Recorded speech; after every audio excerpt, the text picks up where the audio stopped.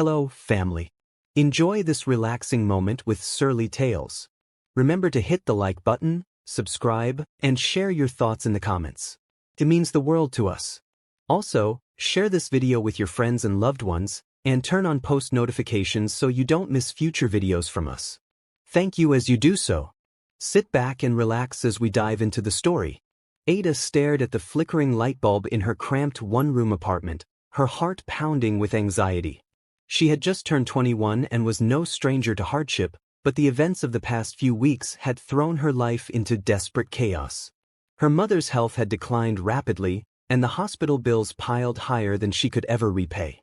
Late rent notices slipped under her door like clockwork, and the meager amount she earned from her job as a street vendor barely covered a fraction of what her family needed. Each day felt like an endless cycle of anxiety and hunger. Hope was a scarce commodity. It was the final straw when her landlord pounded on her door that morning, threatening eviction if she didn't pay the overdue rent. With nowhere else to turn, Ada felt as though she were standing on the brink of an abyss, staring down at the emptiness below. She clutched her worn-out handbag and walked miles under the scorching sun to the market where she sold roasted groundnuts. Sweat beaded on her forehead, and her stomach rumbled, but she pressed on. That day, she sold almost nothing. Discouraged, she roamed the busy streets of the capital city, Red Rock, scanning passers-by with a deep longing. She wondered why fate seemed so cruel, why she was destined to struggle endlessly, with no relief in sight. Red Rock was a modern African metropolis brimming with tall skyscrapers, fast cars, and neon billboards. Its skyline was a constant reminder that wealth and power existed somewhere out there, just not in her small corner of the world. Sometimes Ada watched from behind her groundnut stand, seeing sleek black SUVs zoom by, tinted windows hiding the lives of the elite. Politicians in expensive suits strode around with confident ease. It felt like another universe, detached from the daily suffering of people like her. Among those politicians stood President Jonathan Cole, a man whose face adorned posters across the city. He had campaigned on promises of uplifting the poor, creating jobs, and providing better health care. But the people of Red Rock felt betrayed. His presidency, now in its second term, was marred by corruption scandals and rumors of extravagant living. Even so, he remained untouchable, protected by layers of power and wealth. Whispers circulated that he had a particular weakness for beautiful women, and that he indulged himself behind the high walls of the presidential mansion. On an ordinary afternoon, had anyone suggested she would ever meet such a powerful man, Ada would have scoffed. Yet desperation was a powerful motivator. That very night, as she held her mother's frail hand in the hospital, she made a silent vow to save her. No matter the cost. She would not let her mother waste away in a hospital bed that would eventually refuse to admit her for lack of payment. It was then that an idea so audacious, so unfathomable, crept into her mind that she felt dizzy just thinking about it. Word on the street said the president would pay handsomely for exclusive encounters that satisfied his particular taste. He liked being the first in a woman's life, a shocking secret that circulated through hush-hush channels. Most people shrugged it off as a rumor or a scandalous piece of gossip. Ada, however, began to see it as a horrifying yet possible solution to her impossible problems. Could she really cross that line? Trade her virginity, the last shred of innocence she had, for money to save her mother? Each day that passed, her mother's condition worsened. Days turned into weeks, and the bills only grew. By the time the hospital threatened to discharge her mother if payment wasn't made, Ada realized that time had run out. Fear, shame, and despair twisted inside her, but her love for her mother overshadowed everything else. She spent sleepless nights weighing the moral implications, tears soaking the pillow under her head. But the next morning she swallowed her pride. Without letting her mother know, Ada began to plan how to reach the president. In a city like Red Rock, the corridors of power were guarded by merciless bureaucracy, security personnel, and cunning gatekeepers. Even thinking about meeting the president was ludicrous for someone in Ada's position. Nevertheless, she was determined. Her only lead came from an older woman who'd once shared a hospital ward with her mother. Rumor had it the woman had been involved with one of the president's close associates. Late at night, Ada visited this woman at her modest home to beg for help.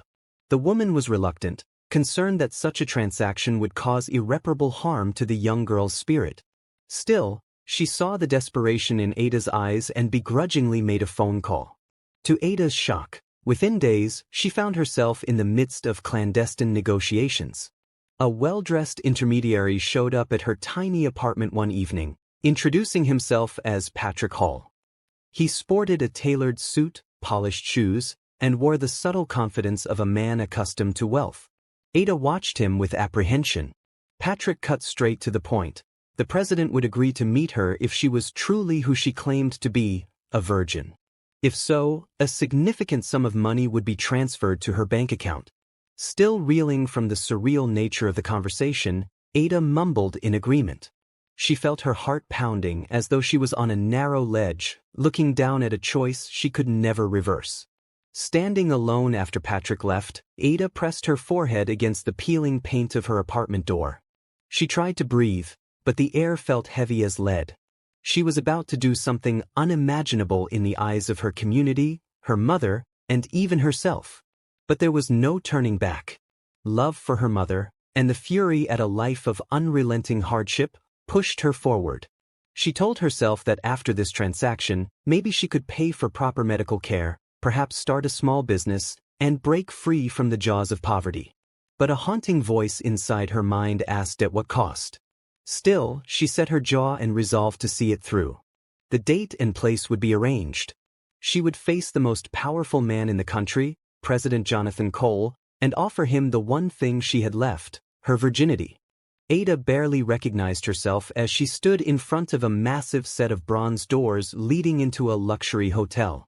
Her reflection glinted in the polished metal. A slim figure draped in a simple yet elegant black gown that Patrick had insisted she wear. A swirl of thoughts and emotions churned within her: fear, guilt, anxiety, and a peculiar sense of numbness. She had stepped out of the rickety taxi moments ago into a world she had only glimpsed on television: marble floors, expensive chandeliers, and uniformed staff offering polite smiles. She was escorted by two silent, towering security guards who had the presence of well-trained lions. They barely spared her a glance. To them, she was just another subject invited under the shadow of the president's powerful wings. Her heart thundered in her chest as she tried to recall her plan. She told herself she was here for a reason: to save her mother. Yet, every step she took made her feel like she was descending deeper into an underworld of moral conflict. At the entrance to the suite, Patrick Hall waited, dressed again in a crisp gray suit. His expression was devoid of warmth or compassion. He was merely doing a job, playing his role in the president's secret arrangements. With a curt nod, he opened the door and motioned for her to enter. Ada inhaled a shaky breath, stepped inside, and felt the plush carpet yield beneath her feet. She wasn't sure what she had expected: maybe a dark, forbidding room that reflected the sinister nature of the transaction. Instead, the suite glowed under soft, ambient lighting. Expensive artwork adorned the walls, and the faint scent of exotic cologne hung in the air. Floor-to-ceiling windows offered a panoramic view of Red Rock's glittering skyline. In the center of the room stood a large sofa and a round glass table on which sat an unopened bottle of champagne. And then she saw him, President Jonathan Cole. He was shorter than he appeared on TV, his once athletic build thickening with age. Yet he exuded a peculiar magnetism, an aura of authority that even an opulent suite could not overshadow. He rose from the sofa as she entered, smoothing down his tailored shirt with a practiced air. His eyes lingered on her, measuring, evaluating. For a moment, Ada felt the weight of his gaze like a tangible force, and she had to steel herself not to tremble. "Good evening," he said, his voice deep and confident. "You must be Ada." She nodded, her throat too tight to produce sound. She shifted uncomfortably under the intense scrutiny, feeling both compelled and repelled by him. He gestured for her to sit, and she lowered herself onto the plush sofa, trying not to fidget. Patrick stepped out of the room silently, leaving them alone. "First," the president said softly, "I want to be sure you truly understand what you're here for." He offered a patronizing smile that made Ada's stomach churn. You are aware of the arrangement, I presume. Ada swallowed. Yes, sir, she managed to whisper. He nodded slowly, his expression curiously calm. I have my own ways of verifying such matters, he added, referencing her claim of virginity without having to say it aloud. But before anything else, I'd like us to talk. I want to know something about you. Ada hesitated, startled by this unexpected civility. She shifted her gaze to the glittering lights of the city outside. In a halting voice, she spoke of her mother's illness, her financial ruin, and how she felt backed into a corner. It wasn't her intention to garner pity, but she found the words tumbling out anyway, hoping that, if nothing else, he would remember that she was human. President Cole listened, fingers steepled beneath his chin. When she was done, he paused for a thoughtful moment. You're a brave young woman, he said, sounding surprisingly sincere. Then he exhaled, as though shaking off an unwanted emotion. He popped the champagne, poured 2 glasses, and handed one to Ada, who accepted it with trembling fingers. They clinked glasses, an eerie toast to the unspoken pact hovering between them. Bubbles danced in the crystal, and for an instant, Ada felt a momentary wave of disbelief. Was this truly her life? Sitting with the president of the country, about to exchange her body for money in a gilded suite high above the city? As though on cue, President Cole set his glass on the table, stood, and walked to stand before the wide windows, gazing at the city below. I do hope you understand, he began quietly, that if news of this were to ever reach the public, it would be problematic. For both of us. Ada nodded, her pulse quickening. She was well aware of the secrecy required. Discretion was paramount. The hush-hush nature of this meeting was already evident in how swiftly her introduction to him had been arranged, how quickly a hefty deposit had appeared in her bank account earlier that afternoon. That deposit alone was enough to ensure at least several months of her mother's care. She hadn't touched it yet, fearful that at any moment it could be retracted if she didn't fulfill her end of the deal. She set her glass down, noticing how cold her hands felt despite the warm air in the suite. She could sense the momentum shifting, the transaction about to take its final shape. Nervously, she looked at the man who wielded unimaginable power. She thought about the gossip swirling around him. Unstoppable, immoral, and cunning.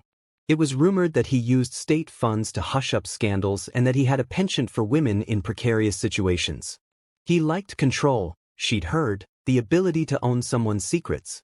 His gaze wandered to her again, this time with a predatory hunger that made Ada's skin prickle. She could see the desire in his eyes, and the room suddenly felt much smaller. She forced herself to remain steady, to remind herself that this was the choice she had made, there was no turning back. With a slow breath, Ada rose from the sofa, stepping closer to him. The city glimmered behind her like a witness to their unspoken agreement. She tried to silence the alarm bells pounding in her mind, questions about dignity, guilt, and fear. She tried to focus on her reason for being there, her mother's life. The president placed a hand on her shoulder, his grip firm but not harsh. Let's move to the bedroom, he said simply, and Ada nodded. Her legs felt wooden as she followed him across the suite, her stomach knotted so tightly she could hardly breathe. The door to the bedroom swung open, revealing dim lighting and a luxurious king-size bed draped in silk. A far cry from the tattered mattress in her cramped apartment. Ada's mind whirled. She recalled old lessons from her teenage years, cautionary tales told by her mother and grandmother about self-worth, about preserving one's dignity. She could almost hear her mother's voice, calling out to her from the hospital bed. Yet, as she drew closer to that bed in the presidential suite, she hardened her resolve. She told herself for the 1000th time, this is for family. For survival. For a future. In that moment, she could not have predicted the chain of events that would unravel. Nor could she have known how this single desperate act would alter not just her life, but President Cole's life, and the entire country's trajectory, in ways she never dreamed possible. Soft lamplight cast elongated shadows on the bedroom's plush carpet, revealing every fold of the satin sheets and every detail of the opulent decor. Ada's mind whirled with anxiety, her breath shallow. President Cole closed the door behind them with a quiet click, and she felt an odd sense of finality. The hush in the room was deafening, interrupted only by the distant hum of the air conditioner. They stood a couple of feet apart, unsure how to bridge the moment. Ada's pulse thundered in her ears, and she tried to quell the wave of nausea swelling in her chest. She gave a silent prayer for strength. The president, on the other hand, displayed a controlled poise, yet she sensed an undercurrent of hunger in his eyes. The bed loomed behind him, a stark reminder of the reason they were here. Slowly he reached for the top button of his shirt. Ada looked away, heat flooding her cheeks. She suddenly felt aware of every inch of her body, of the black gown that clung to her curves. Her entire being screamed for her to flee, but her feet remained rooted to the spot. She pictured her mother's frail form in the hospital bed, eyes pleading for help. That thought alone kept her standing. At length, the president broke the tense silence. "Would you like some more champagne?" His voice was lower, marked by an attempt at gentleness that felt out of character. Ada shook her head, not trusting herself to speak. He walked to a smaller table by the wall, where an ice bucket cradled the bottle. He refilled his own glass, took a quick swallow, and turned back to regard her. His expression was unreadable, a mask of authority tempered by something else. Summoning courage, Ada stepped forward. If she was going to do this, she wanted it done swiftly. Every lingering moment of awkwardness felt like an additional betrayal of who she was. She reached for the zipper on the side of her gown, forcing her trembling fingers to steady. The metallic hiss pierced the stillness. The president watched her intently, sipping his champagne. Yet as she began to slide the gown from her shoulders, a sudden wave of dizziness swept over her. Her heart hammered, and darkness threatened to cloud her vision. All the pent-up fear, the moral conflict, and the stark realization of what she was doing converged into this singular moment. Her knees buckled. Before she could collapse, the president caught her by the arm. He guided her to the edge of the bed and helped her sit. Concern, fleeting as it was, flickered in his gaze. "Breathe," he said quietly. "You need to breathe." Ada tried to steady her breathing, inhaling deeply through her nose. After a moment, the suffocating sensation ebbed. She blinked rapidly, wondering if the room had always been so dim. The president, in an uncharacteristic show of gentleness, placed a hand on her back, rubbing softly. She braced herself, expecting this to be a prelude to him fulfilling his side of the arrangement. But instead, he looked at her with an expression more measured, almost fatherly, which oddly unnerved her even more. "Do you want to stop?" he asked abruptly. The question hung in the air, carrying the weight of her entire predicament. If she said yes, how would she pay her mother's bills? The hospital had already threatened to remove her mother from care. The deposit she'd received would vanish if she failed to go through with their agreement. She shook her head slowly, summoning strength she didn't know she possessed. "No," she whispered, her voice wavering but firm. "I'm just scared. I've never done this." A soft sigh escaped the president's lips. "I know," he said, almost apologetically. "But you're here now. And you should be aware that once this is done, there's no going back." There was a finality in his tone that sent a shiver down her spine. Gently, he helped Ada slip out of her gown, moving with surprising restraint. Despite the tension, Ada felt a faint sense of relief that he wasn't acting brutish. Yet everything was surreal, like stepping onto a stage to play a role she'd never rehearsed for. She closed her eyes, forcing her mind to detach from the physical reality of the moment. She recalled the lullabies her mother used to sing on warm evenings, how they soothed her fears. She clung to that memory. What happened next was not the torrid scene of lust she might have imagined. It was awkward and quiet. President Cole was methodical, as though he were following a script. Ada stayed as silent as she could, hoping the moment would pass quickly. She felt the sting of pain, a physical reminder of the innocence she was trading away, followed by a swell of regret so overwhelming that tears welled in her eyes. She blinked them back, refusing to show vulnerability. When it was over, she lay there in a tangled sheet, feeling hollow. The president rose from the bed and retrieved a white handkerchief from the nightstand, his expression somewhat distant. For an odd second, Ada wondered if he felt any remorse or disgust. She sensed none of the usual warmth or softness one might expect after an intimate moment. Instead, there was a clinical quality to the entire encounter. He disappeared into the bathroom, leaving Ada alone with her spiraling thoughts. A faint beep from her phone alerted her to a new message. With trembling hands, she grabbed the device from her handbag. It was a text from the bank confirming a large transfer.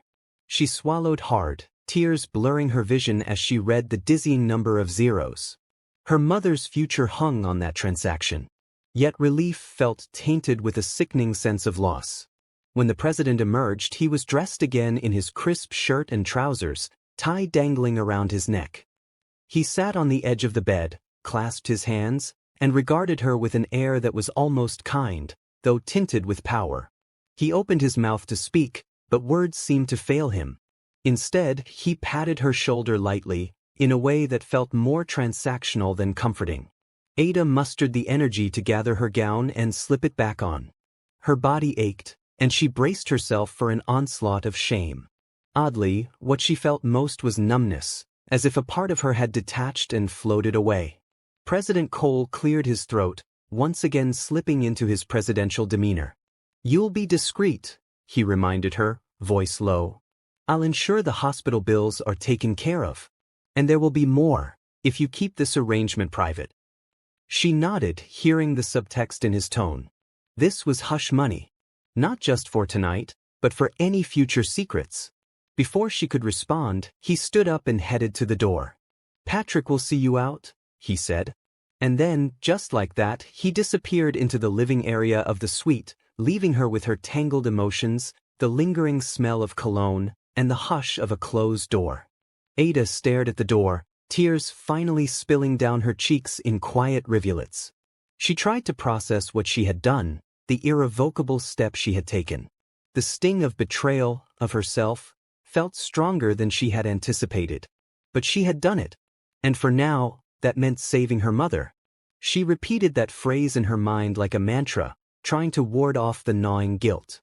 What she couldn't know was that the aftermath of this one encounter would ripple outward like a stone tossed into still water, expanding beyond the walls of this suite, beyond her small life, and beyond even the powerful man she had just struck a devil's bargain with. Early the next morning, Ada stood outside the hospital holding a receipt for her mother's treatment. The sum was astronomical. She clutched the paper so tightly it crinkled in her fist, unable to believe the zeros on the page. Yet it was paid in full. Every outstanding expense, every medication, every test. It was both a marvel and a jolt to realize that her one night with President Cole had solved a problem that would otherwise be insurmountable.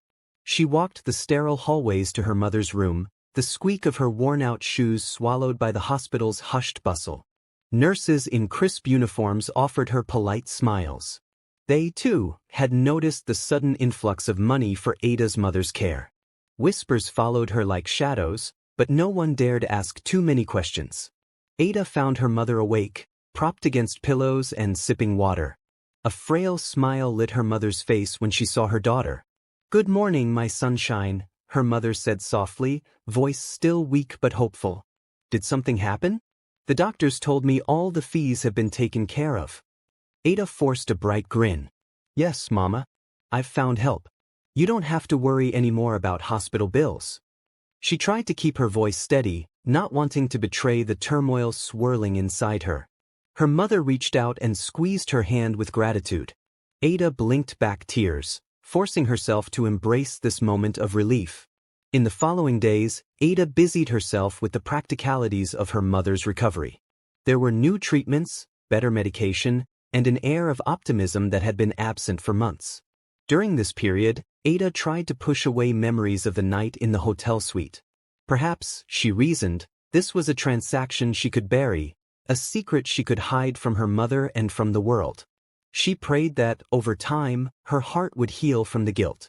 However, Red Rock was a city that thrived on whispers.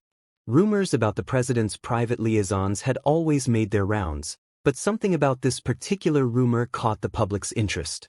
Nobody knew the girl's name, only that a new flame had apparently graced the president's bed. People speculated if she was a high-profile model or a senator's daughter. Others claimed she was from a common background, plucked from obscurity to become the president's hidden mistress.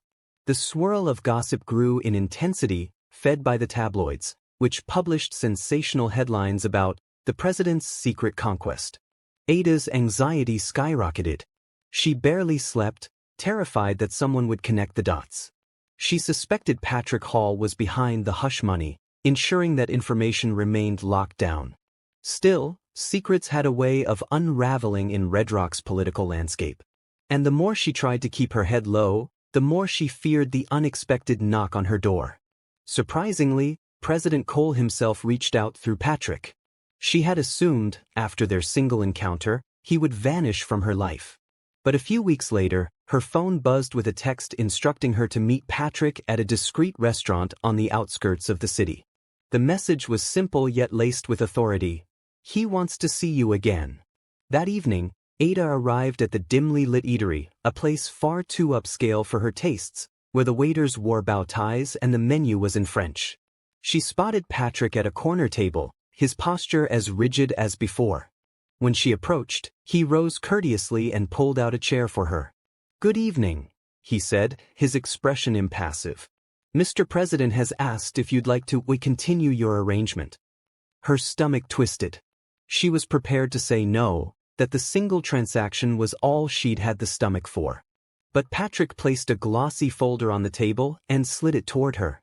Inside was a contract of sorts, an arrangement that detailed monthly stipends, the purchase of an upscale apartment in her name, and a promise of a stable future if she agreed to remain on call whenever the president wished to see her. The figures were staggering, enough to lift not just her mother but her entire extended family out of poverty. Ada's heart pounded as she flipped through the pages. She could practically feel the shackles closing around her. Could she really step deeper into this world? She hesitated, glancing at Patrick, who watched her with cold detachment. This was more than just a second meeting. It was a proposition: become the president's kept woman. She swallowed hard. "I need time to think," she managed to say, her voice trembling. Patrick nodded and handed her a pen, as if her decision was inevitable. Ada stared at the pen with dread. This was a crossroads. One path led back to her meager life, uncertain but at least free of further moral compromise, except for the fact that she already carried the weight of one secret. The other path was lined with wealth, security for her mother, and possibly more entanglements that could destroy her if they ever surfaced. She set the pen down, pushing it away.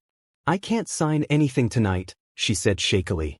Patrick's jaw twitched, but he maintained his composure. "Very well," he said. "But time is limited. He wants an answer by the end of the week." Over the next few days, Ada tried to focus on her mother's improving condition. She avoided Patrick's calls until they became too insistent to ignore. Finally, she agreed to meet the president in person, once again at a lavish hotel suite, this time on the outskirts of Red Rock. She went alone, her chest tight with anxiety. The president greeted her warmly, as if they were old friends. He poured her a glass of wine and invited her to sit on a balcony overlooking a lush garden lit by lanterns. The conversation started on a mundane note: her mother's health, her own well-being. Eventually, he steered it toward his proposal, explaining that he was prepared to offer her a life she could never imagine.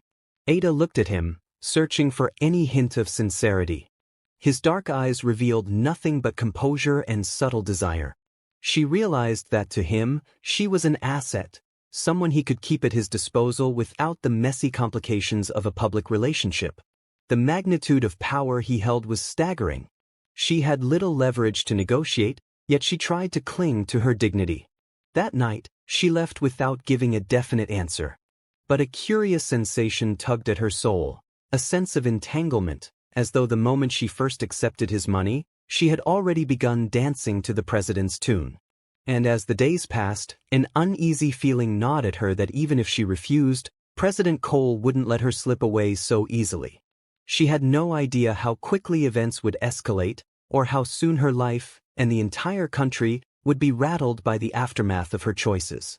With each passing day, Ada wrestled with her conscience. She had devoted all the new funds she had to her mother's care, purchasing better medication, and even hiring a part-time caregiver. In a matter of weeks, her mother's health showed remarkable improvement. Yet, a dull ache settled in Ada's heart whenever she recalled the president's proposition. She knew that if she dared to reject him now, she might risk losing everything she had gained. Worse, she feared any retaliation he might unleash. People who held that much power seldom allowed loose ends to walk away without consequences. Red Rock's political sphere buzzed with intrigue as rumors swirled around President Cole. A major opposition party had begun to publicly question the source of his personal wealth, pointing fingers at shady deals and misappropriation of state funds. The media picked at every rumor, every slip of the tongue, hoping to uncover a bombshell scandal. Meanwhile, the president maintained his composure, giving confident addresses at national events, smiling for cameras, and dismissing the rumors as baseless attempts to tarnish his administration. Amid this political storm, Ada was caught in a quiet vortex of her own. She avoided her acquaintances, fearful they would see changes in her life that she couldn't explain. Gone were the days of selling roasted groundnuts in the market. She couldn't bear the public gaze or the endless questions. People suspected she had found a big man sponsor, but the specifics remained a mystery. She distanced herself from old friends and neighbors, hoping that would quell any suspicion. Despite her attempts to fade into the background, the nightmares came. She dreamed of journalists knocking on her door, of mobs accusing her of treachery, of her mother learning the truth and collapsing from betrayal. She woke in cold sweats, recalling the night in the hotel suite. A mixture of shame and a flicker of an odd, unsettling curiosity haunted her. How could something so wrong yield so much good for her family? Her phone chirped one morning, jolting her from a restless sleep. It was Patrick, his tone clipped and urgent. "We have a situation," he said. "President Cole wants to see you immediately." Ada's stomach flipped. She had never heard him sound so tense. Within an hour, a sleek black SUV arrived at her tiny apartment, and she slipped into the back seat, feeling the prying eyes of neighbors as the vehicle pulled away. They arrived at a discreet government compound, secured by high gates and armed guards. Patrick escorted her through a maze of hallways until they reached a private lounge. President Cole was there, pacing the floor. He turned sharply when she entered, and his eyes glinted with a mix of frustration and desperation. "What's going on?" Ada asked, swallowing her nerves. He exhaled. "I'm under investigation," he said bluntly. "They're digging into my finances and personal life. Some of my associates have already been questioned." He paused, scrutinizing her reaction. "If they find out about our arrangement, it could blow up. I need to ensure your silence." Ada felt a chill. The mild threat underlying his words was clear. Her safety and livelihood depended on keeping her mouth shut. She nodded, her throat too dry to speak. The president regarded her for a moment, then softened his tone. "I have a proposal that could protect both of us," he said, gesturing to a thick file on a nearby table. "You'll leave Red Rock for a while. Travel abroad. I'll arrange your stay in the United Kingdom. You can study, do whatever you want so long as you remain off the radar. I'll continue paying for your mother's care and living expenses here." Ada gaped at him, startled. "Leave?" She thought of her mother, stable now but still fragile. She couldn't imagine leaving her behind. President Cole's expression hardened. "It's for your own good. Trust me. Investigators will sniff around. They might offer you bribes to spill secrets. They might threaten you if you don't. Being far away is the best option for everyone." For a fleeting moment, Ada felt the sting of indignation. She was not some pawn to be moved at will. But the president's steely gaze reminded her just how precarious her situation was. He was presenting this as a kindness, a golden cage rather than the real prison she could end up in if things went south. Before she could respond, he continued, "Decide quickly. My people can arrange everything in a matter of days. A private flight, a penthouse in London, all expenses covered. You'll vanish from Red Rock and from the scandal. Understand?" Her mind spun. She had never been on a plane, let alone owned a passport. The notion of leaving her homeland for an unfamiliar country was terrifying. "My mother," she started to protest. "She'll be taken care of," the president interrupted firmly. If you stay here, you risk exposure. Both our lives will be ruined. A tear slipped down Ada's cheek, betraying her inner turmoil. She knew she had little choice. The president was effectively exiling her. She could see the fear behind his controlled demeanor, fear of losing his power, of public humiliation, of a possible downfall that might send him to prison. Ada was a loose thread, and he was determined to tie it off. Sensing her hesitation, he pulled her aside, speaking in hushed tones. Ada, I promise you this is temporary. Once the investigation cools down, you can come back if you want. But for now, please. You have to trust me. Trust. The word rang hollow in her ears. Yet she nodded, feeling the invisible shackles tighten around her. An aide soon entered the lounge, handing Ada a new passport with her photo and a visa stamp already in place. She stared at it in disbelief. These wheels had been set in motion long before this conversation. They had planned it all, expecting her compliance. That night, Ada returned home, told her mother she had received a scholarship to study abroad, a half-truth that pained her to speak. Her mother was thrilled, though visibly anxious about being left alone. Ada promised to call daily, and that finances would never again be an issue. She could see the pride in her mother's eyes, and it took every ounce of will not to collapse in tears and confess everything. But she held herself together, determined to shield her mother from the ugly truth. What Ada couldn't foresee was that by trying to hide away, she would unintentionally spark a chain of events that would unravel in the most explosive manner, one that would leave even the president reeling in shock. Under the hazy glow of fluorescent lights, President Cole stood in his private office one late evening, reviewing confidential documents. Most of them related to the ongoing corruption investigation, detailing the evidence that the opposition party and a special government task force had compiled. A tense atmosphere weighed on the corridors of power. No one dared speak loudly, lest they be heard by prying ears. Red Rock was on the brink of a political earthquake. Meanwhile, Ada was thousands of miles away in London, installed in a modern penthouse overlooking the River Thames. The president's team had arranged everything: her tuition at a reputable college, a generous living stipend, and regular updates on her mother's medical progress back home. Yet, for all its luxuries, Ada's new life felt hollow. She walked the bustling streets of the city feeling like a stranger. She missed her mother's gentle smile, the rhythmic pulse of Red Rock, and the familiarity of her old life, even with all its struggles. Late one afternoon, Ada checked her phone to see multiple missed calls from an unknown African number. Fear spiked in her heart. Reluctantly, she picked up the next call. A panicked voice greeted her, introducing itself as Tade, a junior aide in the president's administration. Ada, you need to hear this, Tade whispered. They're saying you're the secret witness who can bring down the president. People are searching for you. Journalists, politicians, everyone. They claim you have proof of some financial transaction that links the president to embezzled government funds. Ada's mouth went dry. I have no such thing, she replied, pressing her free hand against her temple. Tade, I'm not involved in any. Wait, what are they talking about?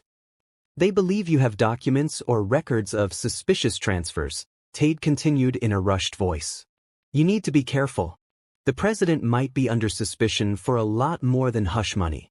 They think you could testify against him if you're ever found. There's a rumor about a bank deposit in your name that tracks back to the state treasury. A chill prickled Ada's skin. She recalled the large sums she'd received, though she had never questioned the origin. She'd assumed it was simply the president's personal wealth. Could it be that the money had been siphoned from government funds? Nausea rolled in her stomach as she realized that her desperation may have inadvertently entangled her in a web of grand corruption. Over the next few days, Ada kept a low profile, leaving her penthouse only for classes. She heard from Tade again, who informed her that an anti-corruption task force had seized records from local banks. If they found a paper trail linking her name to misappropriated government funds, she could be charged as an accomplice or a key witness. Ada was rattled. She had no illusions about how deep this rabbit hole might go or the lengths powerful individuals would go to protect themselves. Back in Red Rock, the president was at war on multiple fronts. Political rivals smelled blood. The public, outraged by frequent power outages and rising inflation, was eager to find a scapegoat. Investigative journalists were sifting through reams of data, hunting for the smoking gun that could topple him. President Cole stared at the swirling storm of accusations, feeling the ground tremble beneath his polished shoes. He had believed that sending Ada abroad would protect his secret. But now he realized the sheer scope of the scandal had eclipsed a mere hush-money arrangement. A frantic knock interrupted his thoughts. Patrick Hall stepped in, his usually calm expression marred by worry. "Sir, we have an emergency," he said quietly. "The records of Ada's bank transactions, there are discrepancies that connect them to misappropriated state funds. People are calling for her to be brought back for questioning. Some are even petitioning for an international warrant." The president clenched his jaw. "I never told them to use those accounts. That was supposed to come from my private funds." But the men he had entrusted were evidently funneling public money. A bead of sweat trickled down his brow. This was bigger than a personal scandal now, it was a political time bomb. "We have to stop this from spiraling," Patrick insisted. "If the task force convinces the courts to summon Ada, she might reveal everything, though I'm not even sure she knows half of it." President Cole raked a hand through his graying hair. His mind spun with damage control strategies, but none seemed viable. Meanwhile, news outlets swarmed with sensational headlines: "Mysterious woman linked to presidential corruption," and "Secret bank records could incriminate the highest office." Public protests flared up outside the State House, demanding answers. It was in the midst of this chaos that something extraordinary happened. A leaked audio recording surfaced, allegedly capturing a conversation between high-ranking officials discussing how they channeled funds into a special account for the president's personal projects. The audio also mentioned a private arrangement with a young woman abroad. Within hours, #ColeResignNow trended on social media, fueling nationwide outrage. As the uproar grew, the once untouchable president found himself cornered. He assembled his closest advisors, pacing around an ornate conference room in the presidential mansion.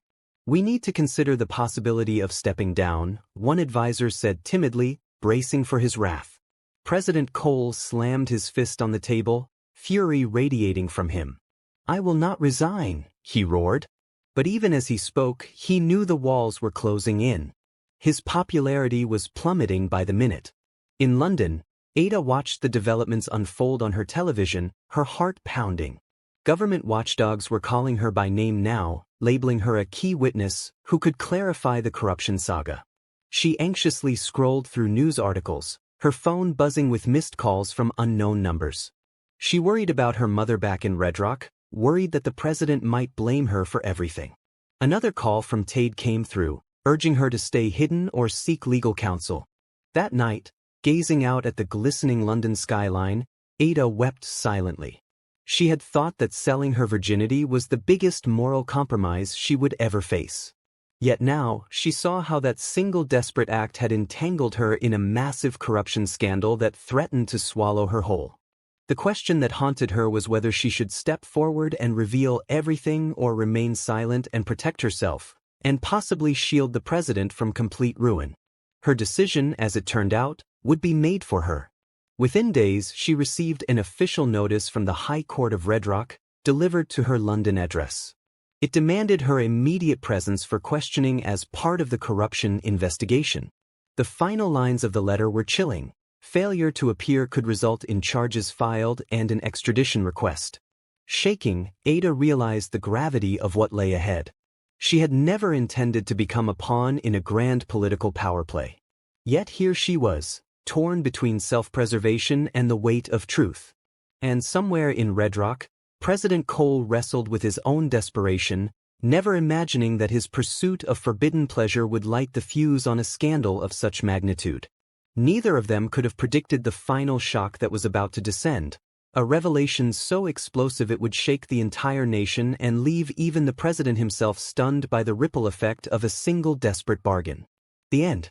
If you enjoyed this story, we invite you to give it a like and subscribe to our channel. Your support motivates us to keep bringing heartwarming stories almost every day. We are very grateful for your support. See you soon.